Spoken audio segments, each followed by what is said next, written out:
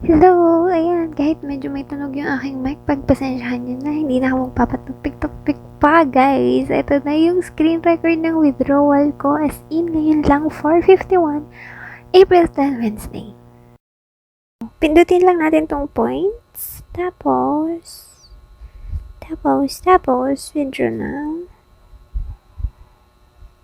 withdraw na.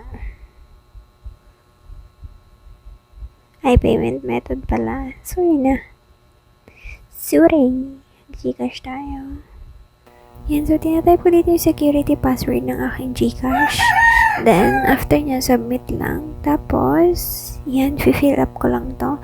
Lagay ko lang yung name ko, then last name ko, tapos yung account information po. Ito po yung ating Gcash number.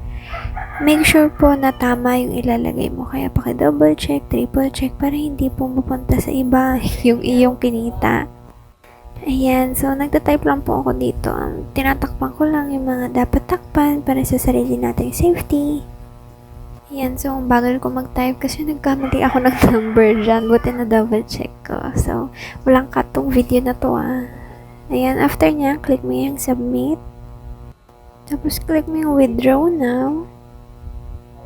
And then, confirm mo lang to.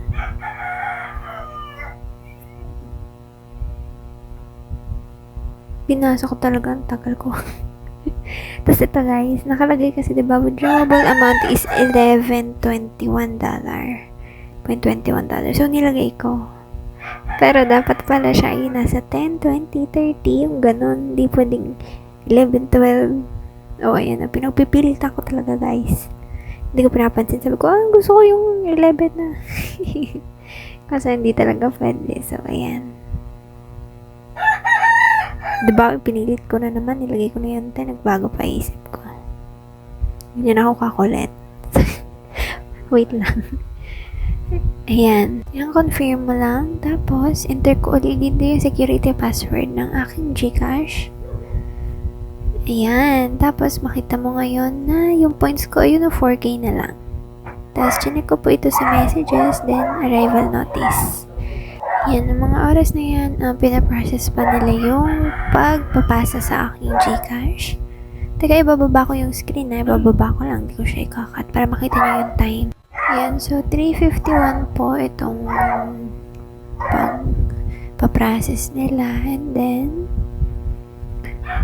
ipakita ko sa inyo, ayan, yung resibo ko.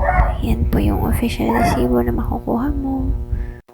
Tapos ito na siya, pumasok na siya agad 4:19 PM. Na-receive ko na halos 30 minutes. Tama ba? Gakong galing sa mga to. Ngayon, na-receive ko na agad yung pera. So, excited talaga akong i-share sa inyo to. Diba? Ganun lang kadali. Kaya download nyo na tong app na to, guys. Legit talaga siya at makikita nyo rin po sa ibang mga YouTube reviews. Ang dami po talagang totoo po tong app na to. Again, nasa link po siya ng description ng aking post. Thank you!